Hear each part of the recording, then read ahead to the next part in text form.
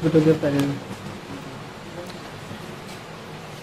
Friends, आज चलते हैं हम क्लास 10th जो कि आपका साइंस सब्जेक्ट में हमने कुछ फिजिक्स टॉपिक जो आपका पहला पार्ट था प्रकाश लाइट उससे कुछ डेफिनेशन समझाई थी। इसी के साथ हम बढ़ते हुए आगे कुछ जियोलॉजी का भी कुछ समझ लेते हैं। जियोलॉजी अर्थात जीव विज्ञान का पहला पार्ट आपका जो होगा पाचन तंत्र। मनुष्य में पाचन तंत्र कैसे होगा, इससे संबंधित हम क्या सीखेंगे।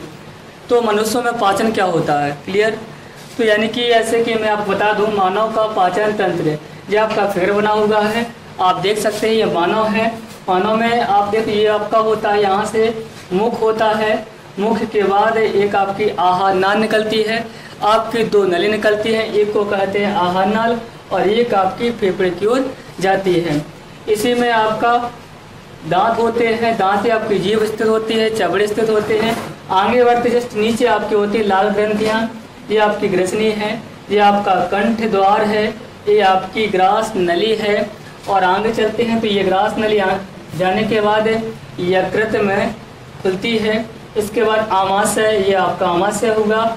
और यहाँ से ये आपका यहाँ पर एक थैली होती है छोटी सी, इसे हम पित्ताशय कहते हैं। यहीं पर आपकी होती है ग्रहणी। ग्रहणी के जस्ट नीचे आपका होता है अग्न्याशय। अग्न्याशय के बाद आपका चूँकि यहाँ बड़ी आंत, ये आपकी बड़ी आंत है। इसमें क्या होती है, अंदर छोटी आंत होती है। इसी के साथ जो छोटी आंत है तो बड़ी आंत का जो अंतिम भाग होता है इसे कहते हैं मलद्वार। और जो आपकी छोटी आंत है, छोटी आंत का जो अंतिम द्वार होता है, यहाँ पर आपका जो अंतिम द्वार होता है परिकृमि रूप यानी परिशेषका कहलाता है, क्लियर। तो आगे चलते हैं। इसी के साथ आज हम पढ़ने वाले हैं मानव का पाचन तंत्र। मानव का पाचन तंत्र को देखते हैं, यानी कि ह्यूमन डाइजेस्टिव सिस्टम, क्लियर। तो पहली बात तो पाचन तंत्र क्या है। पाचन तंत्र, पाचन तंत्र देखिएगा आप, पाचन तंत्र क्या है। मनुष्य के पाचन तंत्र में आहार नाल व उससे संबंधित कुछ ग्रंथियां होती हैं। मनुष्य के पाचन तंत्र में आहार नाल और उससे संबंधित कुछ ग्रंथियां होती हैं। आहार नाल और उससे संबंधित कुछ ग्रंथियां होती हैं, क्लियर। तो पाचन तंत्र में किन किन, क्योंकि हमारे सिस्टम का वो होता है आपका भाग होता है, इसमें आपका आहार नाल होगा और उससे संबंधित कुछ ग्रंथियां होंगी।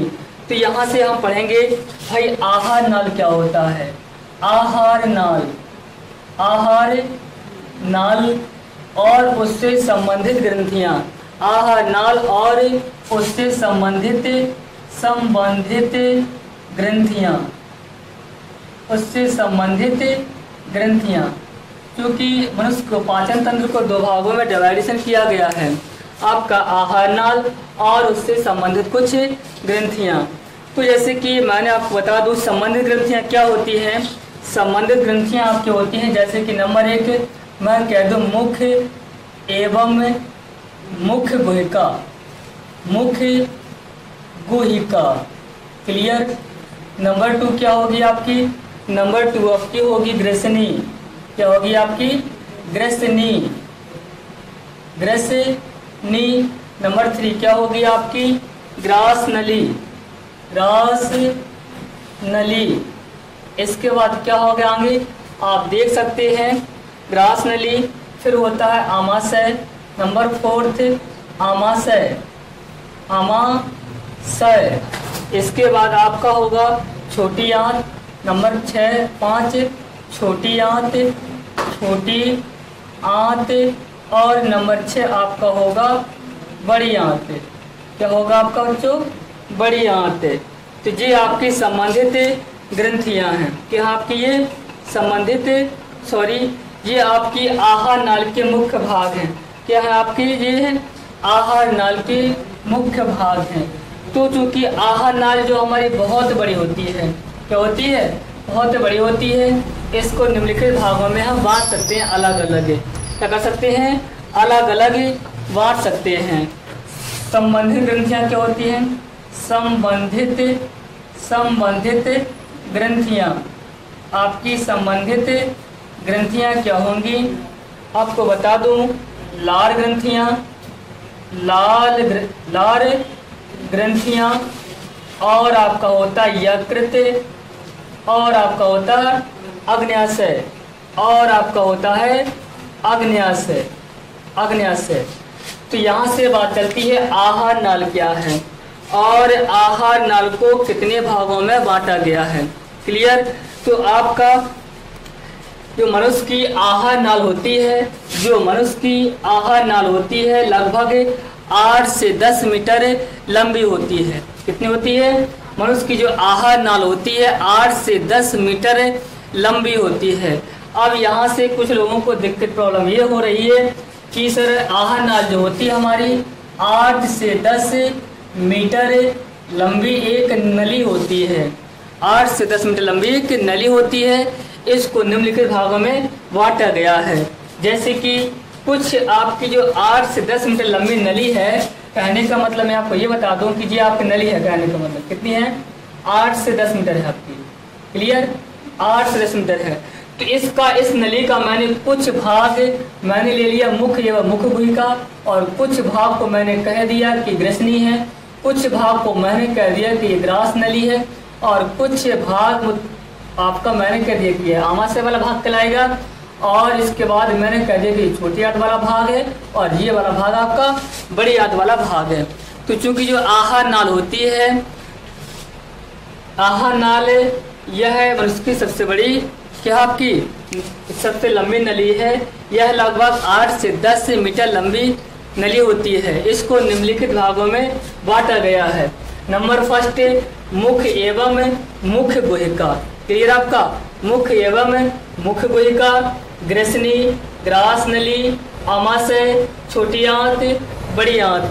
क्लियर। यहाँ से अब बात ये आती है कि अब हम इनको अलग अलग डेफिनेशन से पढ़ लेंगे। क्या करेंगे? अब हम इससे परिचित होंगे कि मुख्य एवं मुख्य क्या होती है आपकी, ग्रसनली क्या होती है, ग्रास नली क्या होती है, आमाशय क्या होता है, और आपका छोटी आंत क्या होती है, बड़ी आंत क्या होती है। तो इसके जस्ट बाद में हम पढ़ेंगे आपकी संबंधित ग्रंथियां, यानी कि पाचन तंत्र। इन सभी में इसका पाचन होता है। जहाँ जहाँ पाचन तंत्र में जो जो भाग आते हैं उसको कहा गया है पाचन तंत्र। क्लियर आपका? तंत्र मीन्स भाग, सिस्टम, कहाँ कहाँ आपका पाचन होता है। तो मोस्ट इम्पोर्टेंट आपका होता है आहार नाल। क्या होता है आपका? आहार नाल। तो यह कितनी बताया गया है कि आहार नाल जो होती है यह लगभग 8 से 10 मीटर लंबी नली होती है। इससे संबंधित इसको निम्नलिखित भागों में बांटा गया है। किसको? आहार नाल को। जैसे कि मुख्य एवं मुख्य गुहिका, ग्रसनी, ग्रास नली, आमाशय, छोटी आंत और बड़ी आंत। अब हम बात करते हैं कि मुख्य एवं मुख्य गुहिका किसे कहते हैं। मुख्य एवं मुख्य गुहिका किसे कहते हैं? तो बात समझिएगा। तो आपके जैसे कि ये मेरा आप समझेंगे यहाँ पे मेरा मुख है, तो क्या होते हैं? दो छोर होते हैं। दो छोरों से घिरा होगा मुख के अंदर जिह्वा होती है। क्या होती है? यानी दो छोरों से घिरा होगा मनुष्य के अंदर मुख्य गुहा में जिह्वा होती है। क्या होती है? जिह्वा मीन्स जीभ स्थित होती है। यह अंदर की ओर भोजन को निगलने में सहायता करती है। क्या करती है? अंदर की ओर भोजन निगलने में सहायता करती है। फिर से बता दो, मुख एवं मुख्य गुहिका किसे कहते हैं? तो दो छोरों से घिरा होगा मुख के अंदर, दो छोरों से घिरा होगा मुख के अंदर जिह्वा होती है। यह भोजन को अंदर निकलने में सहायता करती है। क्लियर? सहायता करती है। आगे देखते हैं। और मुख्य गुहिका की छाव को इच्छा होती है आपकी। क्या होती है बच्चों? छाव होती है। मुख्य गुहिका की छाव को तालु कहते हैं। मुख्य गुहिका की छाव को तालु कहते हैं। और पार्श्व मीन्स बगल में, पार्श्व में जबड़े स्थित होते हैं। पार्श्व में जबड़े स्थित होते हैं और इन्हीं जबड़ों में दंत स्थित होते हैं। क्लियर? समझ गए होंगे आप बात को। मुख्य एवं मुख्य क्या है? तो दो छोरों से घिरा होगा मुख के अंदर जिह्वा होती है। यह भोजन को निगलने में सहायता करती है। और मुख की छाव को तालु कहते हैं। और पास में जबड़े स्थित होते हैं और जबड़े में दांत स्थित होते हैं। क्लियर आपको? अच्छा जी, आगे चलते हैं। इसके बाद ग्रसनी क्या होती है? मुख एवं मुख को आप समझ गए होंगे। इसके बाद ग्रसनी क्या होती है? ग्रसनी कहने का मेरा मतलब यह भाग है कि आपका जो ये वाला भाग है, ये वाला भाग ये आपका होगा मुख एवं मुख्य गुहिका। इसी में आप देखते होंगे कि आपका इसे क्या होती है, मध्य में जीभ स्थित होती है, दो छोरों से घिरा होगा मुख के अंदर, बीच में जिह्वा होती है और छव को तालू कहते हैं, और पास में क्या होते हैं, जबड़े होते हैं। इन्हीं में हमारे दांत स्थित होते हैं। इस प्रकार से आप देखते होंगे। इसी के बाद आगे चलते हैं ग्रसनी। अब कितना भाग ग्रसनी कहलाएगा?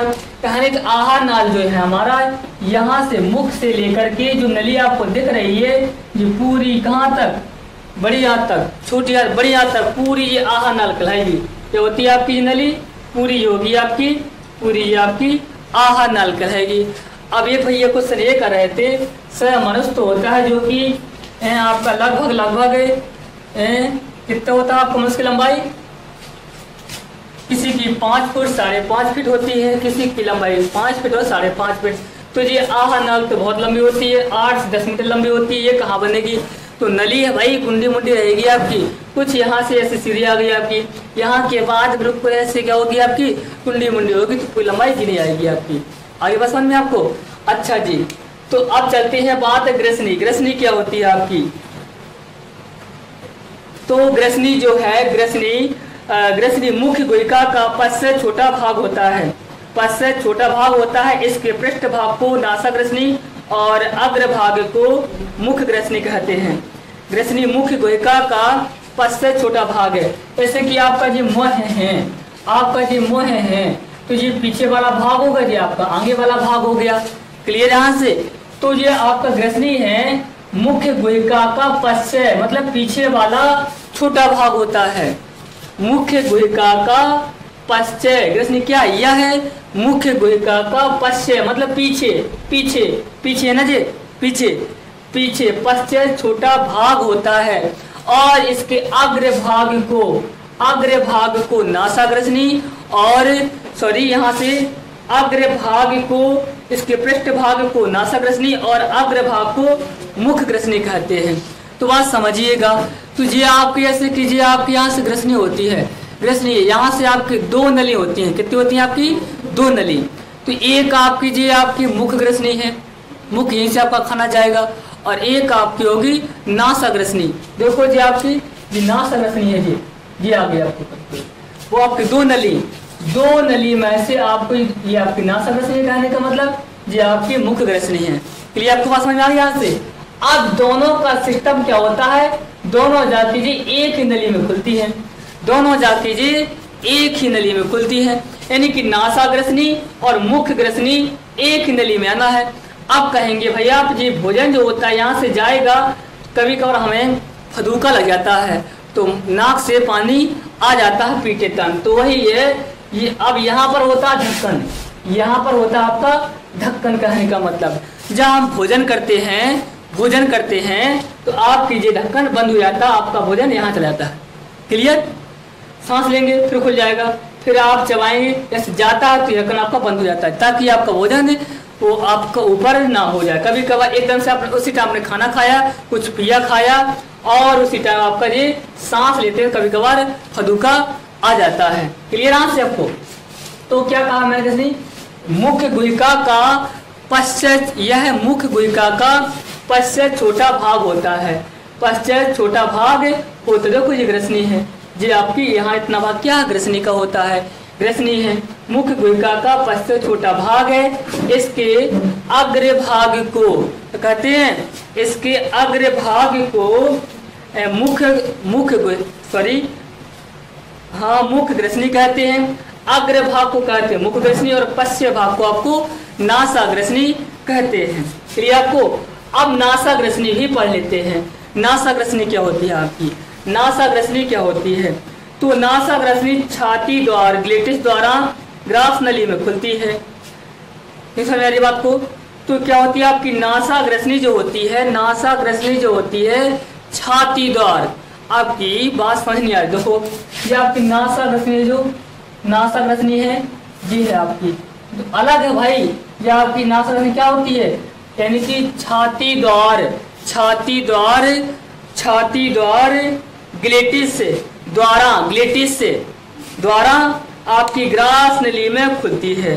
कहाँ खुलती है, ग्रास नली, ग्रास नली में खुलती है। और ग्लेटिस पर उपस्थिति का बना एक एम्बिलाम्बिक होता है जो भोजन निकलते समय ग्लेटिस को बंद कर देता है। ढक्कन होता है कहने का मतलब, जो भोजन निकलते समय इसको बंद कर देता है। अब नासा ग्रसनी बंधु आपकी जो नली होती है ना, ये आपकी जाती है फेफड़ों में। देखो आप देखते होंगे तो यह आपकी कहाँ जा रही है, सीधी फेफड़े में। तो यहाँ मैं आपको फेफड़े भी बना सकता हूँ इस प्रकार से। कहाँ जाती है आपकी जी, फेफड़ों में जाती है। और ये आपकी जो है बड़ी, ये आपकी ग्रास नली में खुल जाती है।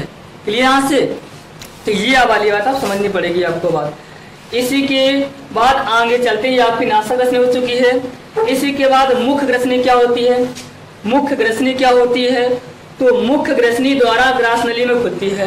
क्या होती है आपकी मुख्य ग्रसनी, ग्रास नली में खुलती है आपकी मुख्य ग्रसनी।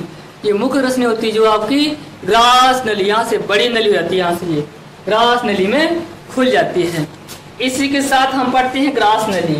अब ग्रास नली क्या होती है, आप देखते होंगे मैं लिखा यहाँ पर, ये ग्रास नली है, ये आपकी ग्रास नली है, ठीक है ना। ग्रास नली क्या होती है, यह 25 सेंटीमीटर लंबी नली है, यह 25 सेंटीमीटर लंबी नली है। कितनी होती है, 25 सेंटीमीटर लंबी नली है, जो डायाफ्राम को भेद कर उदर गुहा में प्रवेश करती है, क्योंकि इसमें अनुलंब पेशी वाले पाए जाते हैं।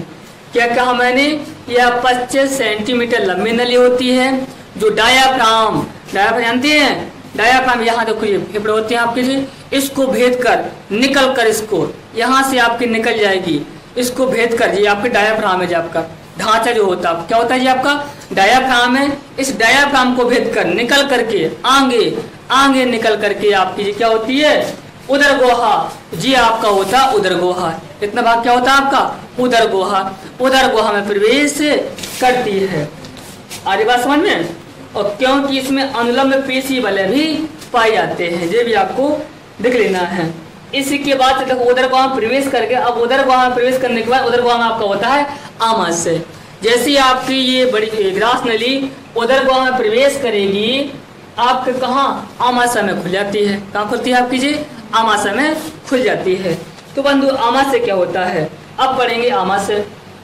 भोजन का पाचन हो रहा है, भोजन का पाचन हो रहा है, देखो यहाँ से आपने भोजन को चबाया दांतों के माध्यम से और जीभ ने उसको निगला, निगलने के बाद आपका धीरे धीरे धीरे धीरे आपका जाएगा छोटी आंत में, यहाँ के बाद धीरे धीरे रुक रुक कर जाता है। ऐसा नहीं कि बिल्कुल 100 की स्पीड पे जाएगा, नहीं बंधु, आपका बड़ी आंत तक पहुँचेगा। बड़ी आंत में पहुँचने के बाद धीरे धीरे आपका कुछ थोड़ा थोड़ा पाचन होगा, नली में ही पाचन होता रहता है हल्का सा। पाचन होने के बाद आपका पहुँचेगा भोजन आमाशय में। कहाँ पहुँचेगा भोजन, आमाशय में। क्लियर, कहाँ पहुँचेगा भोजन आपका, आमाशय में पहुँच जाएगा।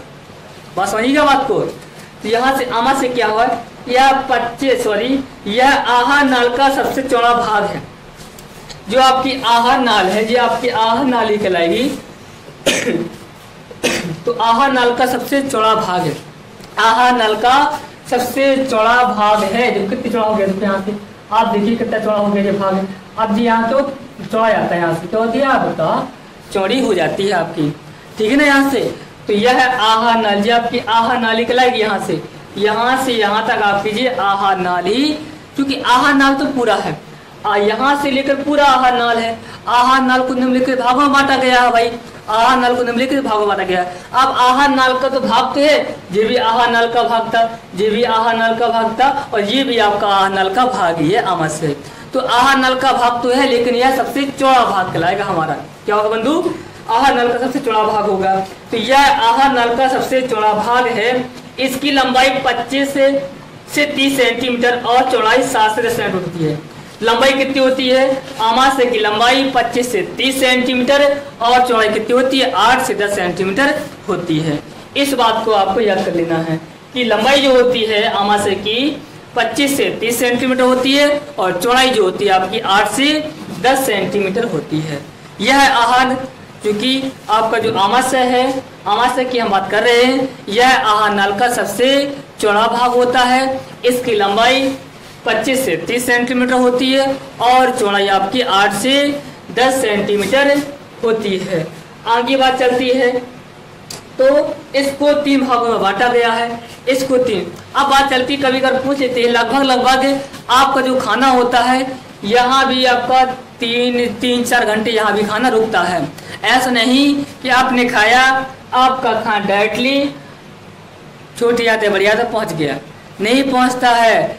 यहाँ से धीरे धीरे आकर के आपका खाना आमाशय में पहुँचता है। यहाँ करीब करीब 3-4 घंटे रुकता है खाना और उसका पाचन होता है 3-4 घंटे।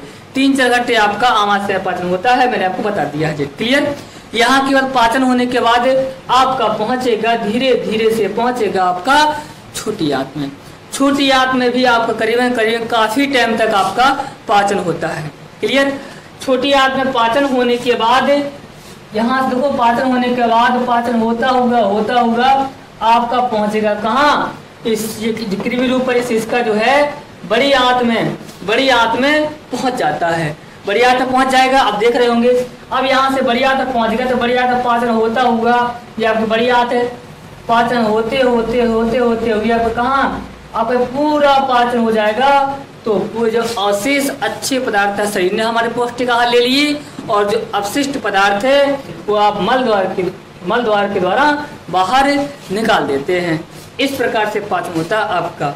तो यहाँ इसको बात समझेंगे। यहाँ पे अब आमाशय को भी 3 भागों में डिवाइडेशन किया गया। आमाशय को भी 3 भागों में डिवाइडेशन किया गया। अब मैंने आपको बात बता दी है कि आमाशय में भोजन कितना रुकेगा। लगभग 3 से 4 घंटे आमाशय में भोजन रुकता है, पाचन होता है। यहाँ पे उसका कुछ लंबाई मैंने आपको बता दिया है, 25 से 30 सेंटीमीटर। चौड़ाई आपकी कितनी होती है? 8 से 10 सेंटीमीटर। क्लियर? इसको 3 भागों में बांटा गया है और जो ऊपर का भाग होता है इसे कहते हैं जठराग्नि। क्या कहते हैं? जठराग्नि तथा मध्य भाग को फंडे भाग और अंत भाग को जठरग्नि कहते हैं।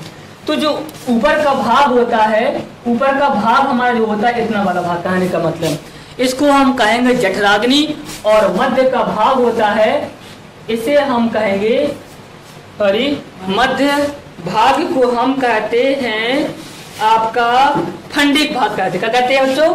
फंडिक भाग कहेंगे। तो जो आपका जठराग्नि, जो फंडिक, और अंत भाग को आपका जठरग्नि कहते हैं। क्लियर? इस बात को भी आप समझ गए। आमाशय को 3 भागों में बांटा गया। ऊपरी भाग को हम कहते हैं जठराग्नि, मध्य भाग को फंडिक और अंत भाग मतलब अंतिम भाग को कहते हैं जठरग्नि। आगे चलते हैं। तो आमाशय जो होता है 2 लैसिक कला में आमाशय में होता है। आमाशय जो होता है आपकी 2 लैसिक कला यानी 2 पतरी कला में आमाशय स्थित होता है। 2 कला में होता है, 2 परतों में होता है, सीधे कह सकते हैं। उससे हम परतों को बहुत पतली परत होती है, ऐसा नहीं कि बहुत पतली सी परत होती है, बहुत पतली झिल्ली टाइप की पतली परत को, जैसे कि आपने अंडा देखा होगा। अंडे में आपकी एक छीलने के बाद भी उसमें एक पतला सा कागज टाइप का चिपका होता है, पतली परत आपकी चिपकी होती है। इसी प्रकार इनको हम पतली परतों को हम लैसिक कला भी कहते हैं, चिकनी। ऐसे कि आपका ये नोज होती है, नोज के अंदर इतनी पतली झिल्ली होती है कि लगभग जो कि आपको उसमें क्या होते हैं, रोम टाइप के होते हैं। जो कि रोम क्यों होते हैं? हम वायु खींचते हैं, इसकी वजह से हमारे जो कण वगैरह होते हैं वहाँ पर रुक जाएं और वहाँ पर चिकना पदार्थ होता है उसको वहीं पर रुका ले, जबकि आपको छीनने के बाद अंदर शुद्ध वायु प्रवेश करे। इस सिस्टम होता है। क्लियर? यहाँ से तो ये क्या होता है? आमाशय 2 पतली लैसिक कलाओं में आमाशय स्थित होता है। 2 पतली लैसिक कलाओं में आमाशय स्थित होता है, ये बात आपको जाननी पड़ेगी। इसी के बाद अब बात समझेंगे जिससे जठर रस निकलता है। क्या निकलता है? यदि पूछा जाए कि आमाशय से कौन सा रस निकलता है तो जठर रस निकलता है। कौन निकलता है? जठर रस निकलता है। क्या निकलता है? इससे जठर रस निकलता है। तो जठर रस निकलता है। जठर ग्रंथियों में 3 प्रकार की कोशिकाएं होती हैं। अब जो जठरस निकलेगा भाई, निकलेगा, रस निकलेगा, ये पतला सा कोई पदार्थ निकलेगा, बिल्कुल पानी से कोई पदार्थ निकलेगा, तो उसके लिए कोई ना कोई थैलियाँ होंगी भाई। यानी कि अब जब निकलेगा तो कुछ ना कुछ आपका कहीं ना कहीं तो भाई जाएगा वो। तो वही बताया जठरस क्या होता है आपका, 3 प्रकार की कोशिकाओं में होता है। क्या होती है? 3 प्रकार की कोशिकाओं में होता है। नंबर 1 पेप्टिक या जाइगोसेलिक कोशिकाएं, पेप्टिक कोशिकाओं में रहता है। नंबर 2 आपका एंजाइम का स्राव करती है, क्या करती है जठरस पर? एंजाइम का स्राव। और ऑक्जेलिक या पेराइल कोशिकाएं और म्यूकस कोशिकाएं, ये आपकी बुश बनाती है। ये सारी बातें हमको समझ लेनी चाहिए। अब आमाशय की कार्य बहुत पूछ लेता है कभी कभार, बहुत इंपॉर्टेंट है आमाशय। लॉन्ग पूछेगा तो मनुष्य का पाचन तंत्र, लॉन्ग 7 नंबर का तो पूरा लिखना पड़ेगा, या 2 नंबर का या 3 नंबर का पूछेगा मनुष्य का आमाशय। आमाशय आप बताइए इसको विस्तार से बताओ, तो ओनली आपको आमाशय बनाना है। क्लियर? तो आमाशय के कार्य क्या है, क्या कार्य करता है आमाशय? मैंने अभी इसको जस्ट पहले आपको बता दिया कि एक तो पहली बात तो भोजन का पाचन करता है। ठीक है? यहाँ से तो भोजन का पाचन, आमाशय के कार्य, आमाशय के कार्य क्या होता है? नंबर 1 है यह है भोजन का पाचन, भोजन को पतला ले जैसा बनाना, भोजन का पाचन, भोजन का संग्रह, भोजन को पतला ले जैसा बनाना, भोजन के साथ आए हुए जीवाणुओं को नष्ट कर देना। ये महत्वपूर्ण कार्य है आपका। क्या है आपका इसका कार्य? भोजन का पाचन, भोजन का संग्रह, भोजन को पतला ले जैसा बनाना और भोजन के साथ आए हुए जीवाणुओं को नष्ट कर देना। तो ये आपका भोजन का, ये आमाशय का पहला कार्य हुआ। ये आपके आमाशय के कार्य हो गया। कह सकते हैं कि भोजन का पाचन, भोजन का संग्रह और भोजन को पतला ले जैसा बनाना। अब ये मत सोचना कि यहाँ जितना आपका हमने दांत चबा लिया पतला हो गया, नहीं, जैसे पचेगा तो पतला होता जाएगा। ठीक है? यहाँ से और पतला होते जाएगा, तो उसका पतला ले ये सब लोग बना देता है और भोजन का साथ आए जीवाणुओं को नष्ट कर देता है। क्लियर? ये आमाशय के कार्य। इसी के बाद हम चलते हैं छोटी आंत पे। तो आहार नाल का जो सबसे सकरा और सबसे लंबा, आहार नाल का जो सबसे सकरा पतली नली होती है, सबसे सकरा और सबसे लंबा, सबसे लंबी नली, सबसे सकरा और सबसे लंबा जो भाग होता है छोटी आंत। यह आहार नाल का सकरा तथा लंबा भाग होता है। मनुष्य और छोटी आंत 6.5 मीटर लंबी होती है। ठीक है ना? छोटी आंत की आंतरिक संरचना के आधार पर 3 भागों में बांटा गया है। पहला भाग आमाशय के साथ आकार बनाता है, उसे ग्रहणी कहते हैं, और मध्य भाग को जेलुनम कहते हैं, अंतिम भाग को शेषात या इलियम कहते हैं। क्लियर? भाग को फिर बात समझ लेंगे हम। तो आहार नाल का जो सबसे सकरा भाग है और सबसे लंबा भाग है उसे हम कहेंगे आपकी कौन? छोटी आंत है, छोटी आंत कहेंगे। और इसमें इसकी लंबाई कितनी होती है? 6.5 मीटर लंबी होती है। इसको 3 भागों में बांटा गया है और जो आमाशय के साथ आकार बनाता है, आमाशय के साथ जुड़ता है, उसे हम कहते हैं पहला भाग तो आपका आमाशय के साथ आकार बनाता है और उसे हम ग्रहणी कहते हैं। मध्य भाग आपका जेलुनम और अंत भाग आपका परिशेष का इलियम कहलाती है। चलते हैं, इसी के साथ हम कल आपको बताएंगे बड़ी आंत और उससे संबंधित ग्रंथियां। थैंक्स।